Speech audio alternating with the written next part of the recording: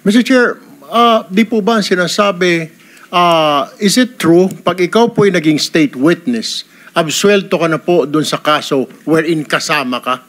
I mean, just point of clarification, Mr. Chair. I'm not a lawyer, so pakipaliwanag nga po. As a state witness, hindi ka na po matcha-charge sa kaso na yan. Tama po ba ito? Kung na-charge na po, pwede ho ma-discharge ng court. Pero pwede rin ho hindi namin i-charge. At ang i-charge namin yung mga tinuturo po ng state witness. Kung siya po ay maging state witness.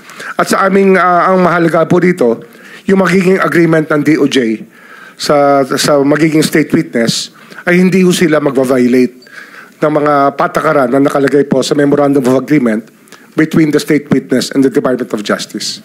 So this is one way, Mr. Secretary, Mr. Chair, na mapapanagot po natin, aabutin po natin yung pinakamataas dito, Mr. Chair. Yun po yung ideya. The higher up the food chain, the better. Kasi yun po yung gusto natin mangyari dito at managot po. Yung dapat managot. Kasi dapat po matuto na po ang bansa natin. At hindi na ho talaga tangkapin yung ganito mga gawain ng mga leader natin. Yun po yung ating gusto mangyari. Another day, another pasiatan sa politika mga bossing.